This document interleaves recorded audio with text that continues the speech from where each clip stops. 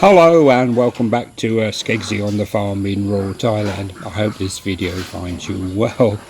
Well, what 4 weeks this has been.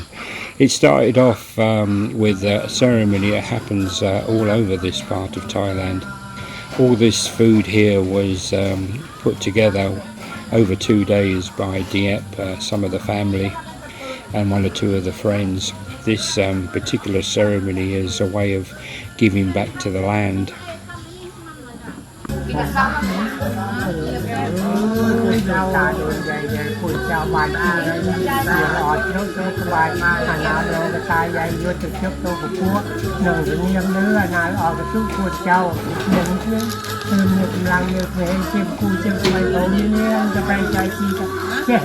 สาธุ Amen. I think that is. Anyway, as I was saying, a lot of this food has been prepared. It happens in lots of households, families all get together. In fact, you will see in this video that we go around to other people's houses. But having spent 2 days putting this table together with delicious food and fruits and vegetables, it was all then put into carrier bags and plastic bags, and then it was taken off to different parts of our land and then just thrown onto the land. It was their way of actually giving back to the land what the land has given us. When they have a drink, before they would take a sip out of the glass or the bottle, they will pour the first couple of drops onto the ground and say a prayer and saying, "Thank you, land, for giving me this drink." And as you can see, the ladies there are busy putting all the delicious food into the carrier bags, and then different parts of our land was then issued with some of the goodies out of the carrier bag. I think the ducks ate most of it, but I'm not supposed to say that because it's meant to have gone into the land as a thank you. Anyway, after the ceremony was done and people came back from different parts of our farm, people stayed and had some food with us and a couple of drinks and enjoyed. You will notice that a lot of people are there covered in white powder. Well, it's only talcum powder, but again, it's people will say a little prayer in front of you and then cover you in talcum powder on your face. So this is the first family we went and spent time with. As you can see there, again got the food in front of them, and again it would then be taken off and put into different parts of their land. Our final visit was to Diep's sister's mum. She's not really a mum, but she looked after them when they were growing up, because Diep's mum had disappeared when she was only about 3 months old. But we went to this house. Thank you, ducks. Yeah, you heard the name mentioned. So we went to this household, which is the last one we went to. Up there is a picture of her sister, the wedding day. Anyway, so that's how the week started, and then of course it all went tits up, didn't it? Because I started feeling very sick indeed. I ended up in hospital, lucky enough. This is just one of the side wards. As you can see, there's no curtains, there's no facilities there at all. And if you look closely as we walk around the ward, you can see that every bed is literally different. I think this one's got rust on it, and it's got no paint on it anyway. But lucky enough, I was put into a ward and not in the corridor, and that was my bed for 11 days. It was comfortable. The facilities were very basic. That's what they call a Muslim toilet. Lucky enough, there was a traditional toilet there. This is where you went and had a wash and a shower. You just literally poured the water over you out of the big tub. But a lot of the family stayed with the patients because there's no hygiene care. The nursing care is very, very good, and the doctors are very good, but that's all they do is the medical side of things. If you want a bedpan or you want to look after the family, you've got to bring the family in. That was my doctor. She only looked about 13, 14, but she could speak a little bit of good English, but that's all the photographs I was allowed to take. They got very unpretty with me by taking videos, but I managed to save that little bit.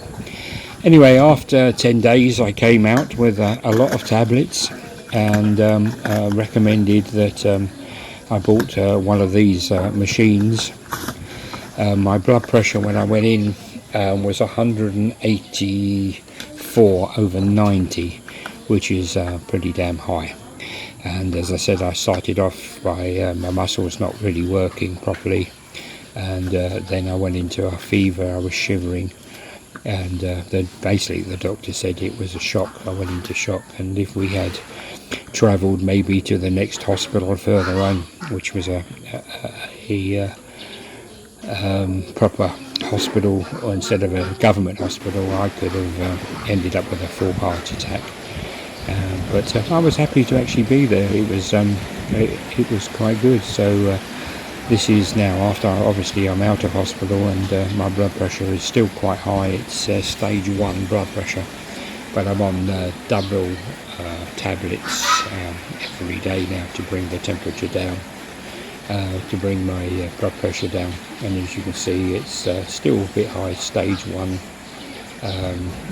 high, but not quite normal. But if I keep taking the tablets, hopefully it will come down. So that was a bit of a shock for 10 days. I know Dieppe was ever so worried. I didn't realise how sick I was. Anyway, after I got out, we've started cutting rice in the area.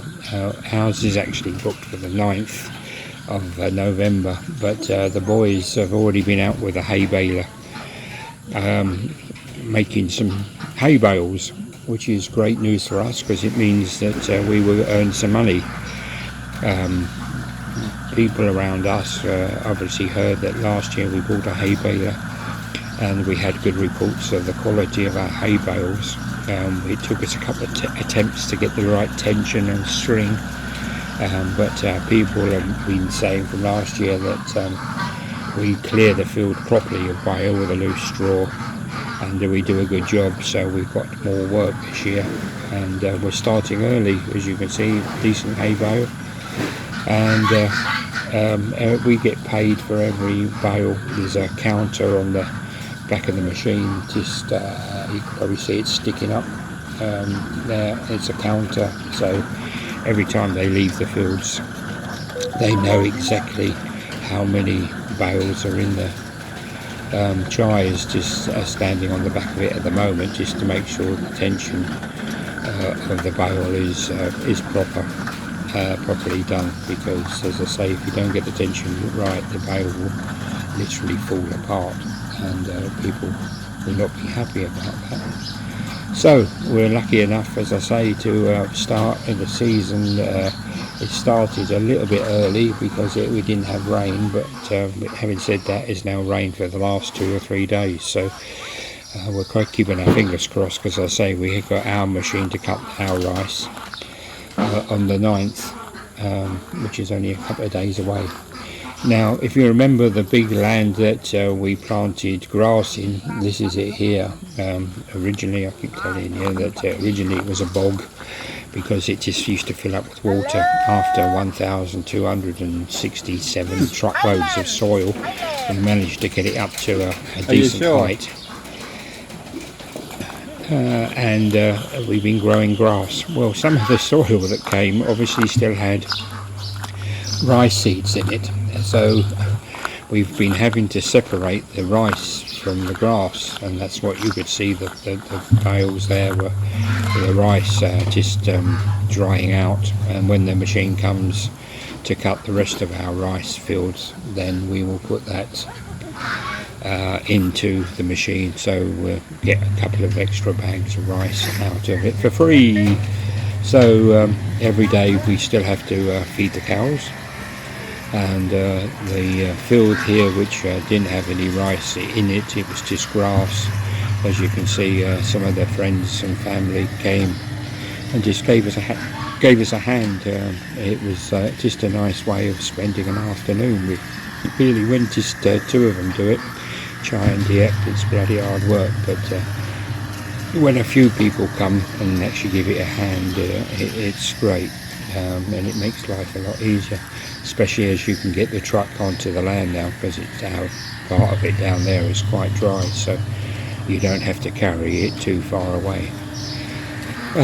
Thailand is just a little bit like England at the moment. You wake up in the morning and you can find mist and fog. This was on the day that I went back to the hospital. I had to be there quite early in the morning, supposed to be there quite early in the morning, and we woke up to this mist, but it was due for my checkup to go back. We thought we would get there for about 9 o'clock. When we finally got there, it was about 9:30, and the place was absolutely packed. It really was.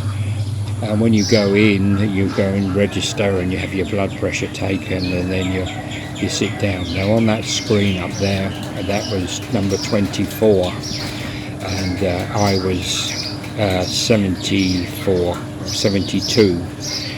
It took 5 hours sitting there just to get these tablets. I did actually have about 5 minutes with the doctor, who wasn't my doctor. My doctor went to lunch and never came back, but the other doctor could speak English, who I'd met for the first time, and she was very helpful and gave me a lot of information, and she looked at my x-ray and thinks that I've got to go back and have another x-ray in about 3 months. So that's appointment for February I've got, but she's given me enough tablets to get me through to 3 months, so I should be okay for Christmas. By then my blood pressure should be all back to normal, and we should all be okay for the Christmas party nights. So I'm looking forward to that. My mate Andy's coming out on the 23rd, so he's going to spend 9 or 10 days with us here around the farm, and we're going to go and get my yearly visa renewed, so that's obviously going to be a bit of a scary moment to make sure I can get that. Anyways, this has been Skeggsy on the farm in Rural Thailand, a bit of a catch up over the last 4 weeks. People, I hope this video finds you well, as I say, and I hopefully will catch you again soon. Bye bye.